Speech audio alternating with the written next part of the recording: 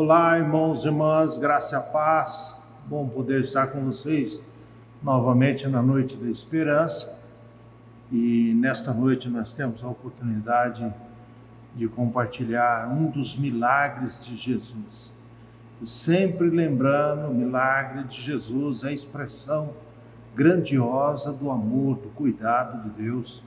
Todos os milagres do Senhor Jesus, os milagres de Deus no Antigo Testamento, aqueles que aconteceram através dos profetas, por meio do profeta, por meio do povo de Deus, a intenção era, sem dúvida, manifestar o cuidado de Deus, a proteção divina, o amor divino, a salvação do seu povo.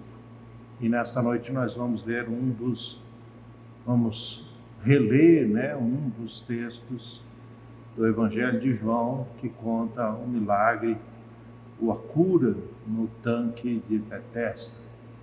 Aquele homem que já havia 38 anos estava sem andar, paralítico, e nós vamos ter a oportunidade de meditar e de refletir um pouco nesse episódio e aprender um pouco mais da palavra do Senhor e da manifestação do Mestre, do Senhor Jesus, o nosso Salvador.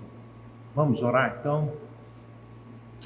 Amado Pai e querido Deus, nós manifestamos a nossa gratidão, a nossa adoração, nossa confissão de fé, dizendo que Tu és o nosso Deus, que Tu és o nosso Pai, que Tu és o nosso Criador, Deus que está acima de todas as coisas, Deus que criou todas as coisas e Deus que se manifesta graciosamente sobre todas as coisas.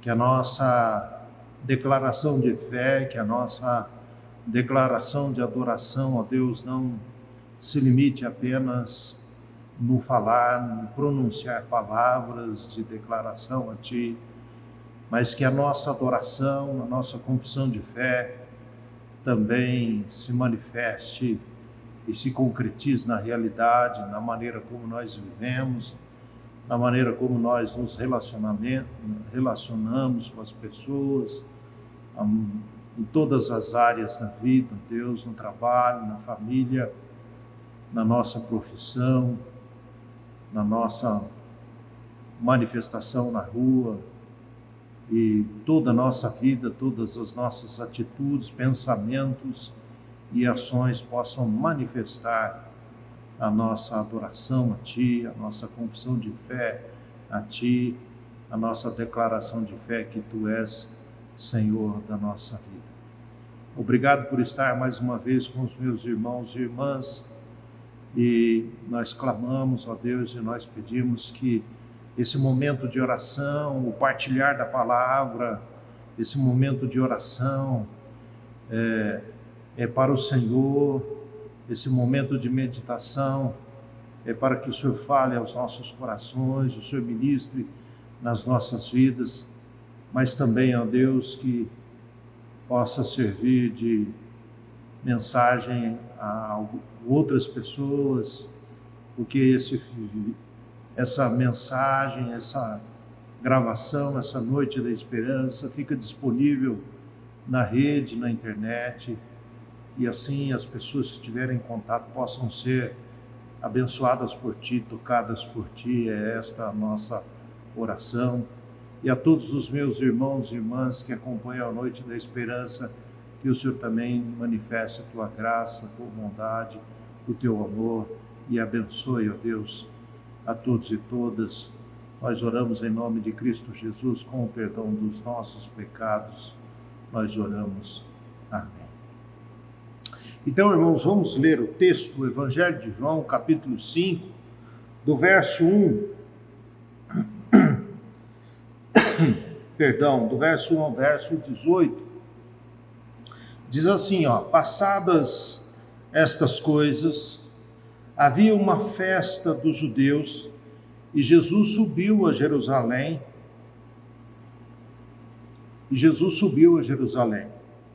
Ora, existia ali uma porta das ovelhas um tanque chamado em hebraico de Betesda, o qual tem 5 pavilhões.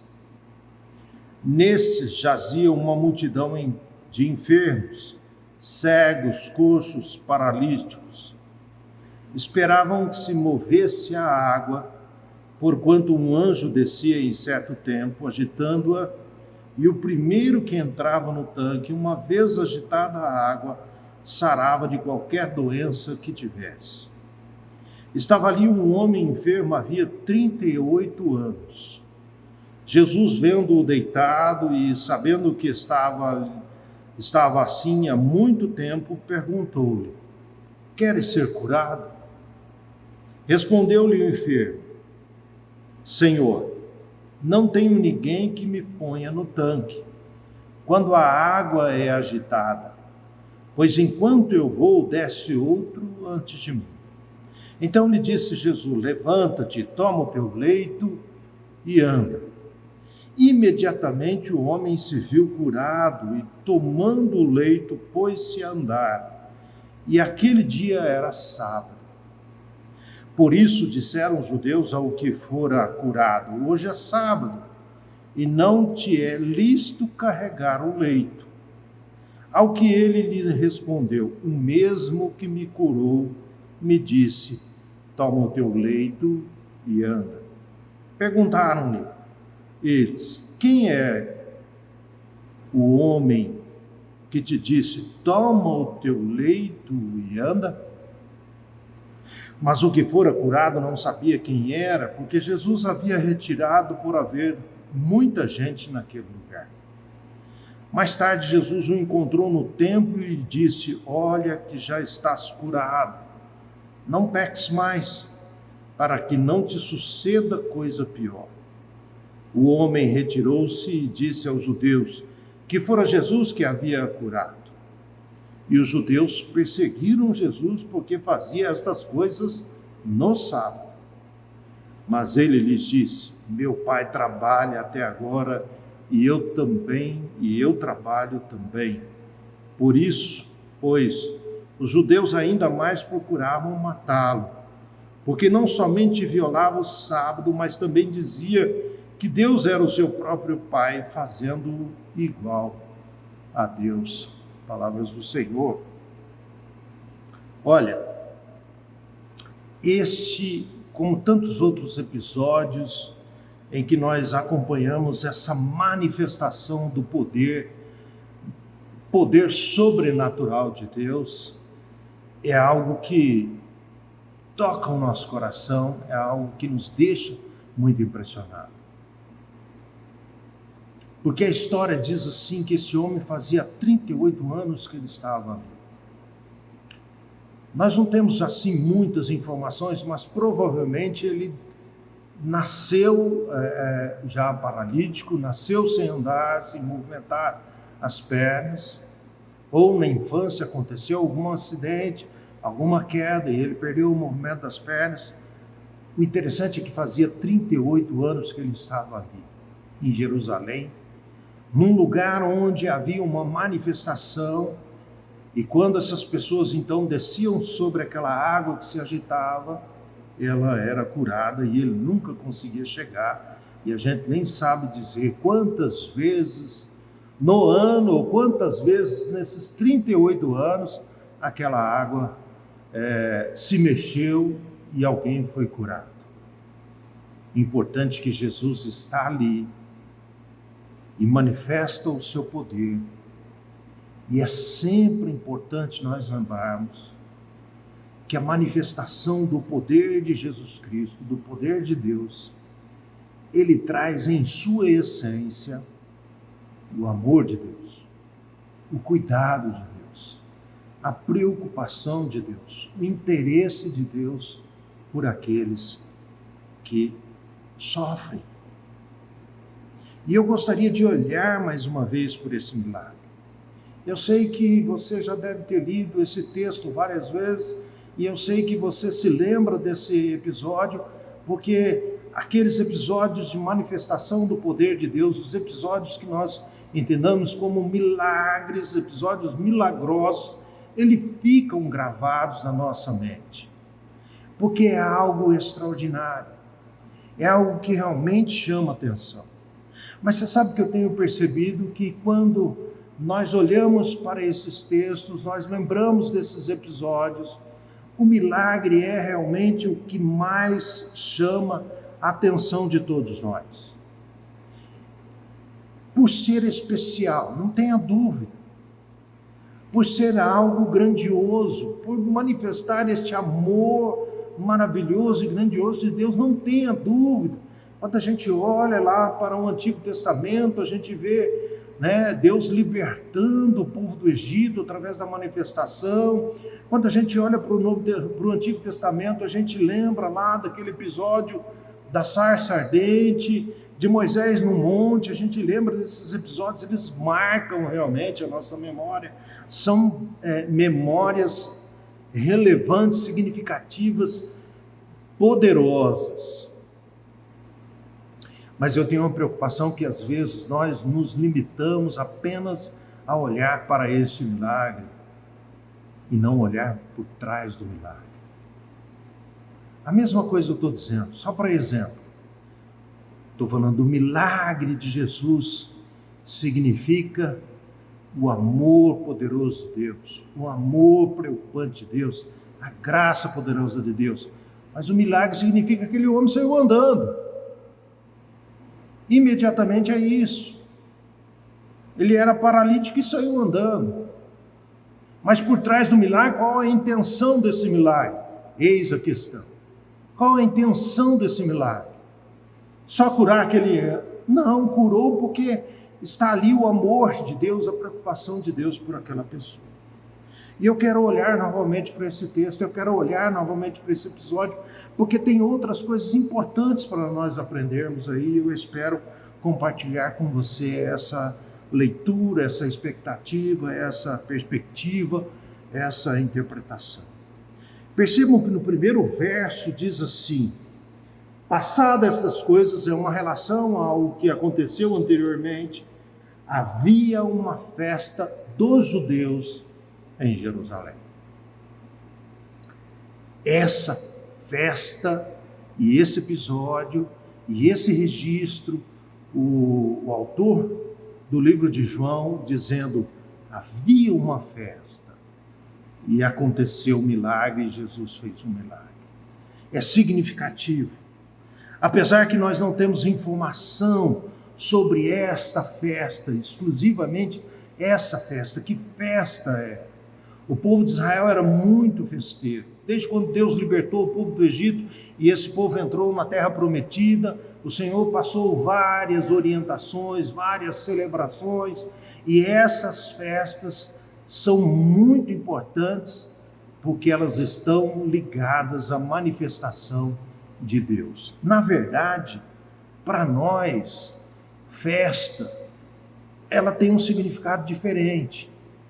Porque festa para nós é uma coisa e culto é outra coisa. Mas para Israel, festa, no contexto bíblico, no contexto do povo de Deus, festa era festa a Deus. Era festa de celebração pelas bênçãos de Deus. Inclusive as instituições das festas lá no Antigo Testamento, através de Moisés, do livro de Moisés, eram celebrações de reconhecimento. Quem era Deus e a manifestação do poder de Deus e a manifestação da vontade de Deus. Então não era qualquer festa, era uma festa do povo judeu. E dentre todas as festas, haviam 3 festas que eram muito importantes para Israel, muito importante para o povo judeu, que era a festa da Páscoa, a festa do Tabernáculo e a festa do Pentecoste.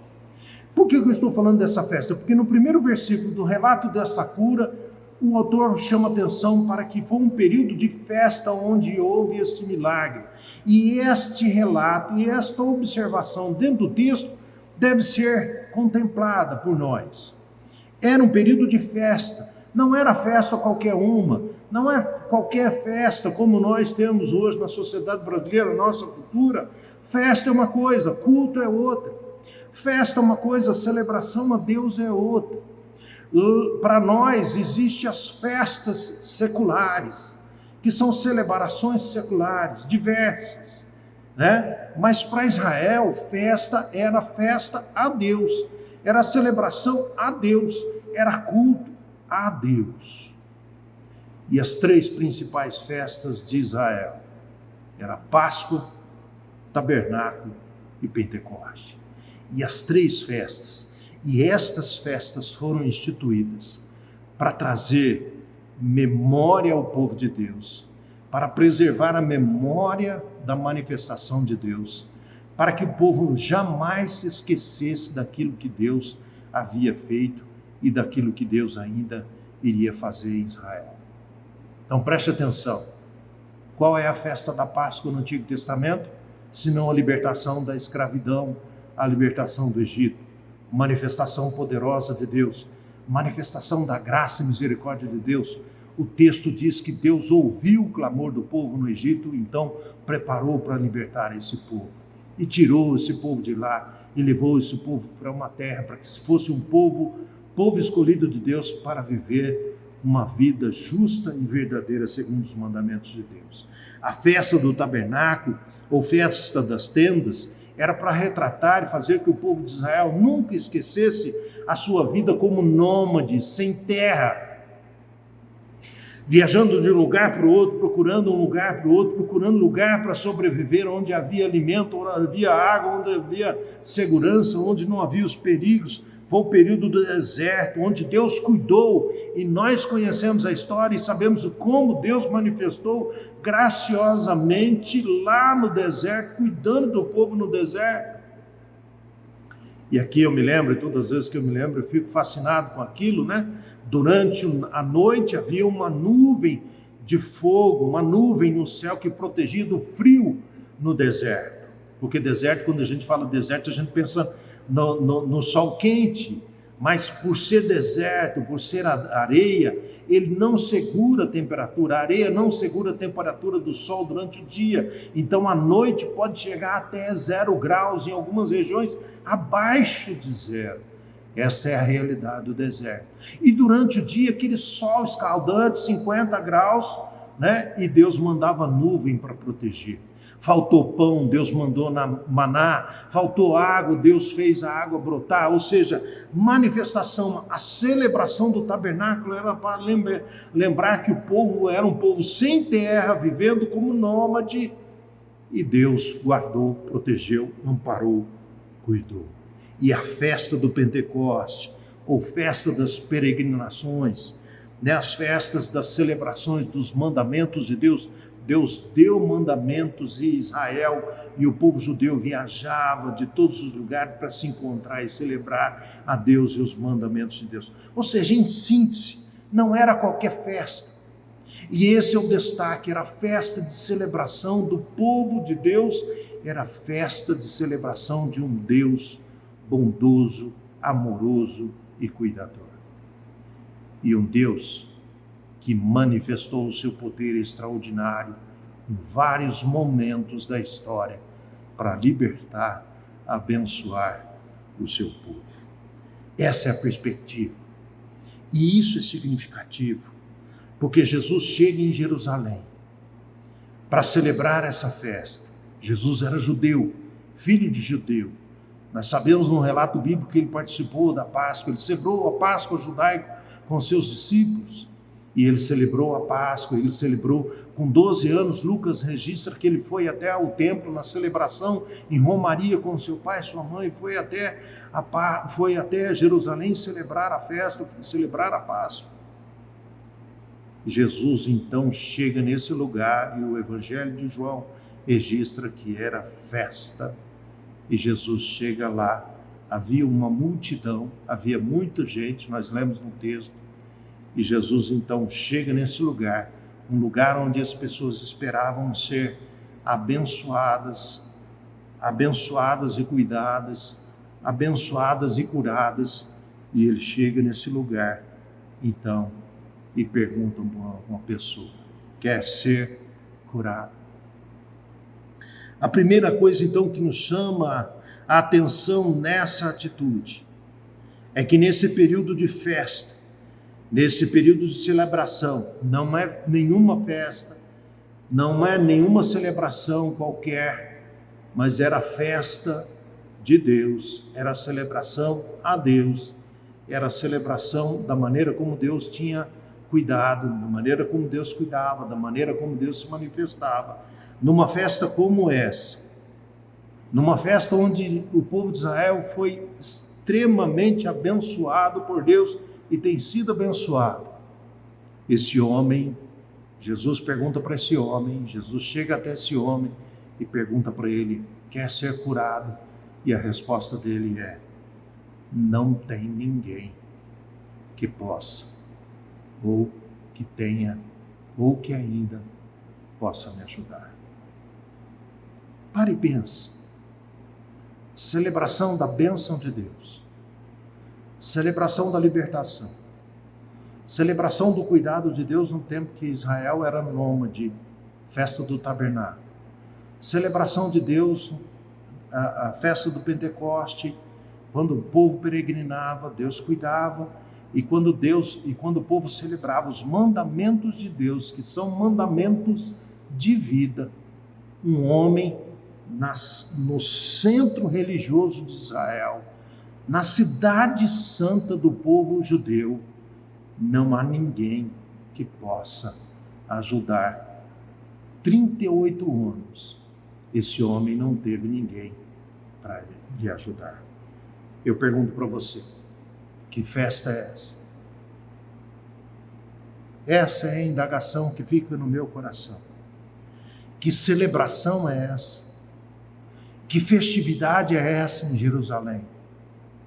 Que celebração do amor de Deus, que celebração de um Deus libertador, a celebração de um Deus cuidador, a celebração de um Deus que manifesta de maneira extraordinária, um Deus que chamou Moisés e apareceu na chama de fogo, um Deus que desce no monte, Moisés pôde ver a sua glória, parte da sua glória, nós sabemos disso, um Deus que liberta Israel de uma maneira poderosa, um Deus que tem poder de fazer muitas coisas, um Deus que tem abençoado extremamente Jerusalém. Jerusalém está ali para celebrar este Deus, para festejar essas manifestações todas. E este homem vira e Jesus pergunta para ele, quer que eu te cure? Ele vira e diz assim, não tem ninguém que me ajuda.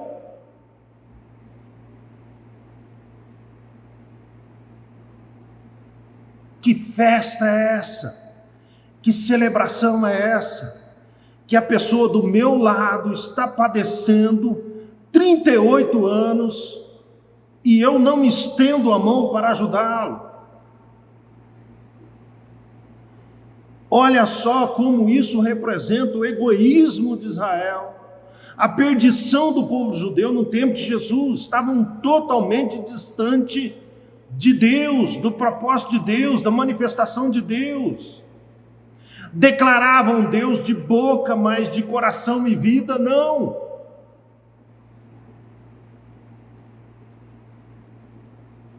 Que celebração é essa? Onde se come muito, tem gente que passa fome. Paulo chamou a atenção da igreja de Corinto em relação a isso.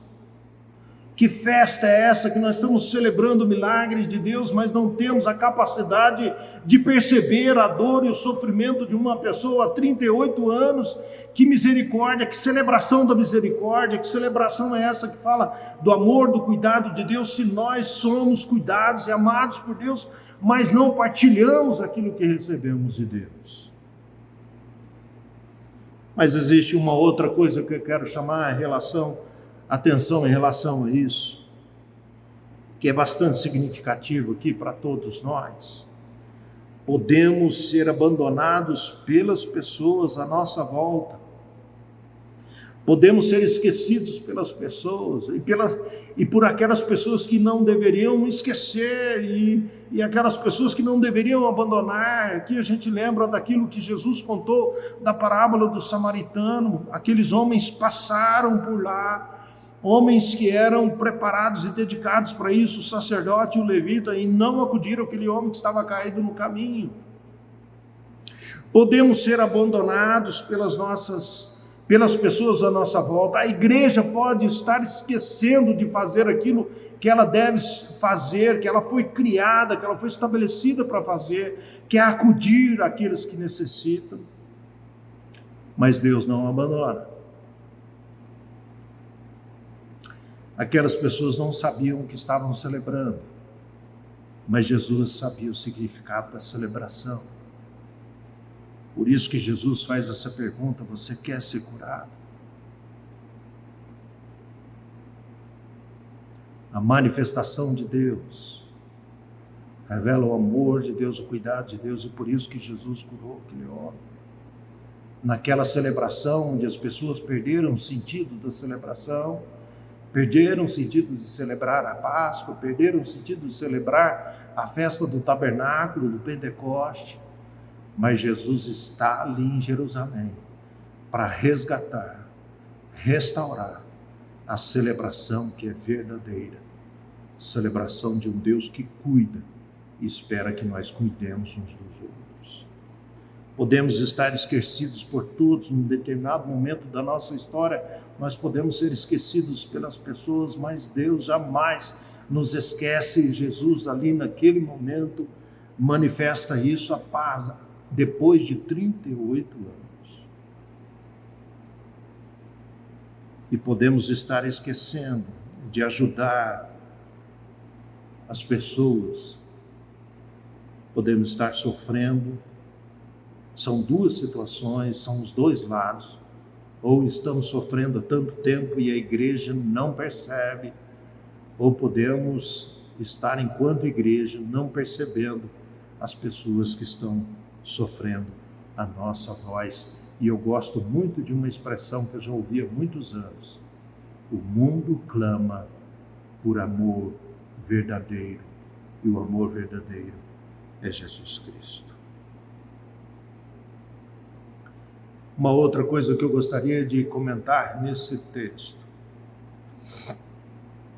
é o fato daquele homem manifestar, de certa forma, uma falta de esperança e fé.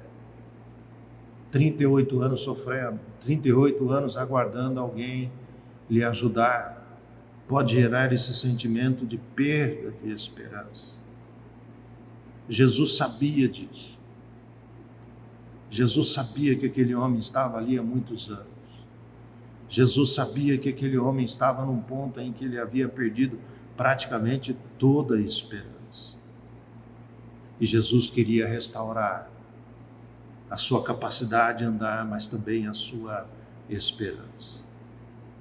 Pessoas que sofrem durante muito tempo, pessoas que passam durante muito tempo numa situação de sofrimento e dor, podem sim desenvolver a desesperança, a falta de esperança.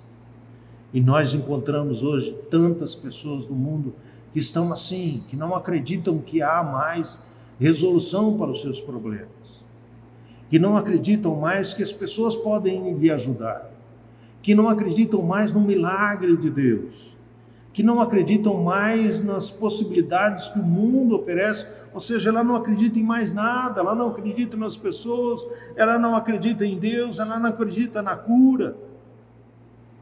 E isso tem um outro problema que revela essa conversa, que revela essa posição deste homem. Quer ser cuidado, não tem quem cuida, não tem quem cura, não tem quem me acuda.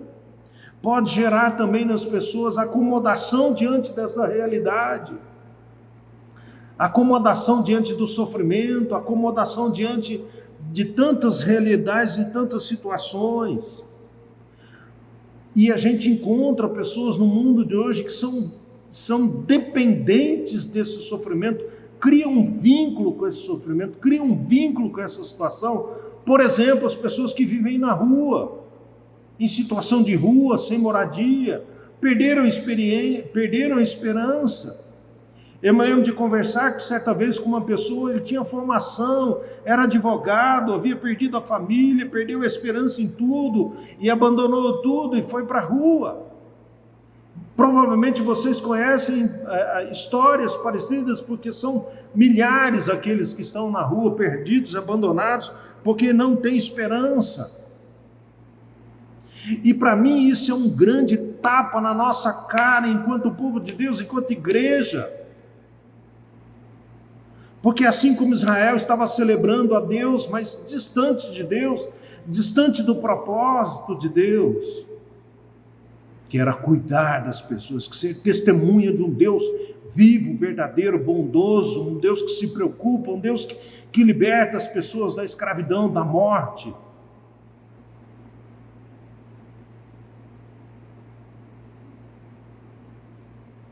Vivemos num mundo, vivemos num tempo em que muitas situações podem levar as pessoas a sofrer tanto tempo, se tornar vítimas do sofrimento, e num determinado tempo elas se tornam dependentes daquele sofrimento, fazem daquele sofrimento, fazem daquela situação um modo de vida, e está aí os viciados em drogas, pessoas em situação de rua, tantas situações, a pessoa agarrada ao sofrimento e acha que a sua vida é viver daquela forma, é estar naquela situação, é existir naquela situação. Alguns usam até conceitos espíritas, né? É um karma, é o destino dela.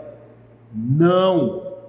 Israel estava há 400 anos na escravidão e Deus foi lá e libertou. Esse homem com 38 anos de sofrimento, Jesus foi lá e libertou, para mostrar o amor de Deus, para mostrar também para Israel, Jerusalém, para aquelas celebrações que estavam distante do coração de Deus. E aqui eu quero finalizar, nosso tempo está indo, esse texto é maravilhoso, esse episódio é maravilhoso, mas eu quero finalizar dizendo, chamando a atenção para você ainda sobre uma coisa. Quando Jesus fez o milagre, aquele homem estava há 38 anos ali. Aquele homem era conhecido por todos e todas ali. 38 anos não é 38 dias.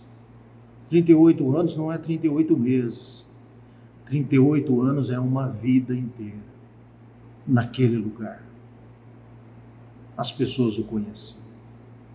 Quando ele foi curado, ao invés das pessoas se alegrarem, ao invés das pessoas celebrarem, isso é grave, gente.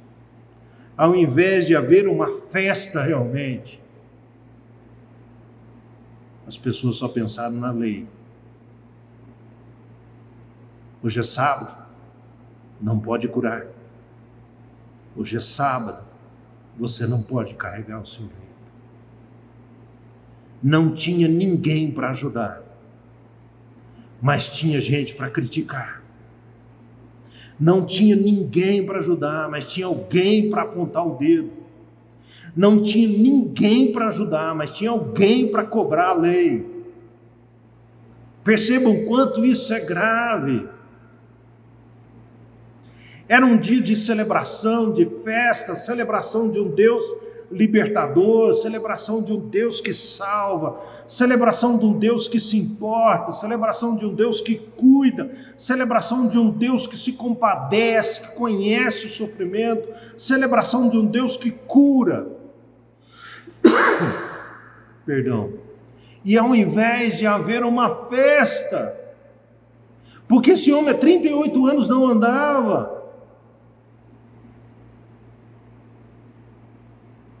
aquelas pessoas simplesmente o criticaram, o reprimiram, porque ele estava andando no sábado e carregando. Gente, isso é ridículo. Não tem outra palavra para isso. Não tem outro sentimento para isso. Diante daquela realidade poderosa, diante da manifestação do poder milagroso de Deus, ao invés de festejar, ao invés de celebrar o milagre, as pessoas simplesmente criticaram e apontaram os erros que haviam acontecido por conta da cura. Que festa é essa? Que culto é esse que as pessoas precisam de ajuda, mas não há ninguém disposto a ajudar? Não há comunhão, interesse, muito menos compaixão. Que festa é essa? Que culto é esse? Que a pessoa não tem a esperança, perdeu a esperança de que as coisas vão melhorar, de que estão acostumadas ao sofrimento e à lamentação, achando que aquilo é simplesmente um destino ou abandono de Deus. Que festa é essa? Que culto é esse? Que quando algo bom acontece, as pessoas, ao invés de se alegrar, ficam invejosas, criticam e não enxergam a bênção de Deus, o milagre de Deus. O milagre foi maravilhoso num período de festa a Deus, de culto especial a Deus, de um Deus que se manifesta bondosamente em favor daqueles que padecem, mas na verdade não havia celebração no coração das pessoas. Era uma festa vazia, como a lei também era vazia no coração das pessoas. Deus tem o poder de milagre, e o milagre de Deus tem muito a dizer a todos nós. E este milagre em Jerusalém, no período de festa, mostra o amor de Deus, o carinho de Deus, um Deus presente, um Deus cuidador, um Deus que se preocupa, mas também acusa a nossa falta de compaixão, a nossa falta de cuidado, a nossa falta de partilha, a nossa celebração às vezes vazia, desculpa dizer hipócrita, mas denuncia o nosso afastamento do coração de Deus. Que Deus nos abençoe, que esta palavra toque o seu coração. Amém e amém. Nós vamos orar e assim encerramos essa noite da esperança. Desculpe o tempo, eu me empolgo sempre com Jesus, é maravilhoso, e a manifestação do nosso Salvador é grandiosa, e eu acabo me empolgando, mas o Senhor fale ao nosso coração. Pai, obrigado pela mensagem à nossa vida, ao nosso coração. Obrigado por este milagre grandioso que mostra o teu amor, o teu coração. Esse milagre mostra a tua bondade, o teu amor, mas também nos disciplina, nos orienta a perceber que o Senhor nos chamou, que o Senhor nos escolheu, que o Senhor nos abençoa e nos abençoa para que nós possamos partilhar as bênçãos, para que nós possamos celebrar as tuas bênçãos e alcançar a todos e a todas com a tua bênção, Pai. Que não façamos do culto a Deus, da celebração a Deus, da nossa vida, uma vida vazia da tua ação e do partilhar das tuas bênçãos, ó Pai. Que nós celebremos sempre o milagre, que nós celebremos sempre o seu amor, que nós celebremos sempre o Salvador, não só de palavras, não só festejando, mas também agindo e anunciando o teu amor a todos e todas. Obrigado, Deus, por esse tempo. Olha para nós, ó Pai, com misericórdia, transforma o nosso ser, a nossa vida. Abençoe o teu povo, abençoe a cada uma das pessoas que vão ter contato com esta mensagem, com a noite da esperança. O Senhor conhece o coração e a vida de cada uma delas. Ministra de maneira especial, ó Pai. Nós oramos em nome de Cristo Jesus, o nosso Salvador. Amém e amém.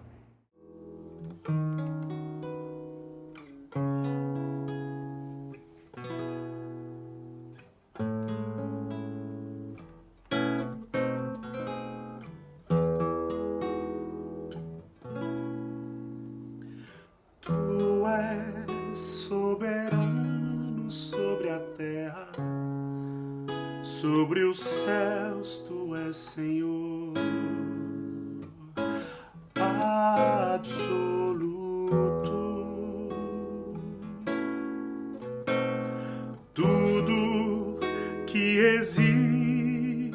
acontece, tu sabes muito bem. Tu és tremendo. Tu és soberano sobre a terra, sobre os céus tu és Senhor absoluto. Tudo que existe acontece, tu sabes muito bem. Tu és tremendo. E apesar desta glória que tens, tu te importas comigo também. E esse amor tão grande eleva-me, amar-me a ti. Tu és tremendo. E apesar desta glória que tens, tu te importas comigo também. Esse amor tão grande eleva-me, amar-me a ti. Tu és tremendo.